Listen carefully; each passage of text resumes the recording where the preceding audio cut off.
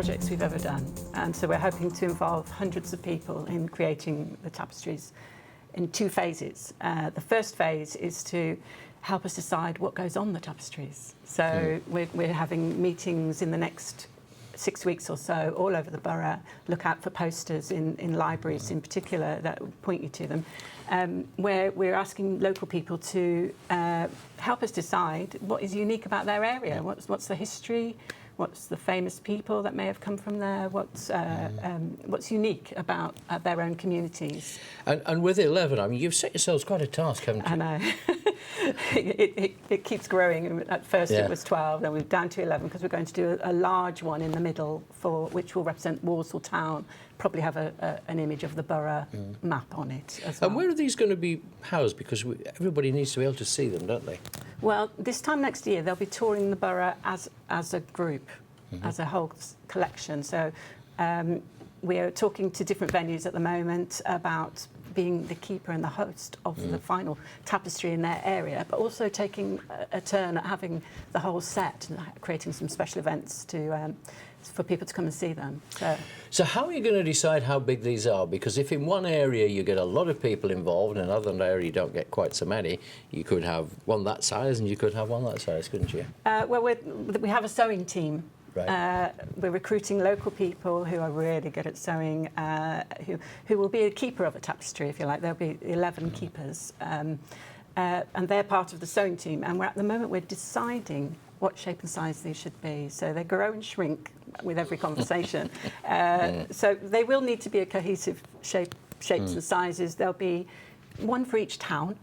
So Bloxwich, Darlaston, Aldridge, so on, will all have one, and with some reference to the outlying areas. But there'll be other tapestries in between, which will be the sort of housing fill areas that have built up over the years. But they all have distinctive characters to them, so we want to make sure they're represented as well. Because I'm thinking, if going back 25 years of community arts, I mean, an awful lot will have happened, an awful lot will have changed in that time. Indeed. So we are referencing older history, but we're also looking at the history of the last 25 years in particular. The very first project that the team took up was probably on Beechdale Estate, and there was the end of that project was a training course about helping people to develop their own arts, and there was a brochure that was designed as part of that, and it's just complete fluke. We've just found out that the artist who's helping us design our tapestries or draw them out is actually the artist that worked on that first project. Wow. So yeah. I should mention his name. He's very interesting. Yeah.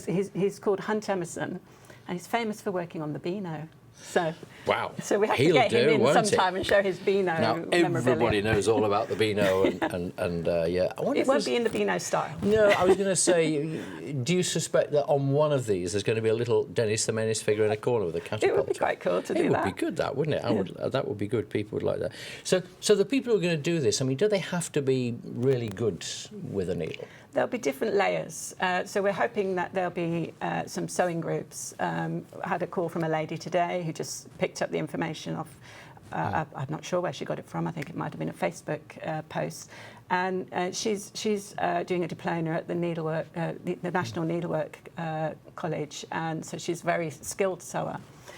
So she desperately wants to get involved. But at the same time, there might be craft groups who do a bit of stitching, who we can turn up and they can do a session where they all put some on. So there'll be some people who will do a lot of sewing, and some groups who may just put it would be nice to get all the councillors to put a stitch on, something like that. So the people who will do the actual sewing, will they be working to a brief, or do they have to come to you with something in mind and say, look, I want to do this as part of it? Because then you've got to plan it, haven't you? It can't be a random. No, exactly. So, but there's space for people to do their own thing in it as well. So we're planning. The meetings where we're deciding what's to go on. So there'll be a list of ingredients to go on each one. They'll be drawn up by the artist, they'll be produced to the size. There may be some pieces on that size that can be separately done, so it could be split up.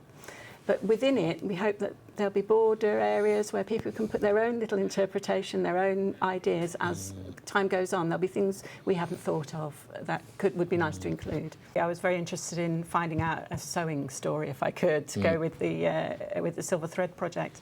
And we found out that in Bloxwich, they used to make needles and awl blades. I'm not quite sure what an awl blade is, but I think it's a tiny little blade, very specialist bit of work. And they would do it in workshops in the back of their houses, rather like nail making was. It's not in factories, it's in little workshops. But there was a company who made a 6-foot needle. And you think, well, why would you want a 6-foot needle? Yes, that was going through my mind. Yeah. It's for sewing mattresses, but I think it was actually made specially as a Guinness Book of Records attempt, and they actually got in the Guinness Book of Record. I think it was about 1973. Right.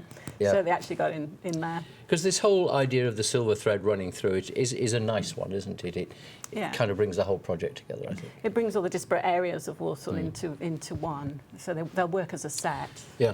Of and there's a book being produced to go with it, isn't there? Yeah, because we are celebrating the 25 years of the team's work. The team were formed in about 1991, and so we're looking back over all those years, thousands of people who will have been involved in thousands of projects, community projects involving local people in a neighbourhood, for instance, doing a community play, or one of our more famous pieces is the Brown Hills Miner. So we worked with the local Brown Hills Areas Committee.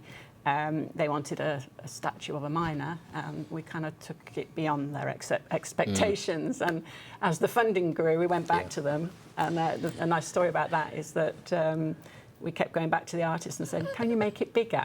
Yes.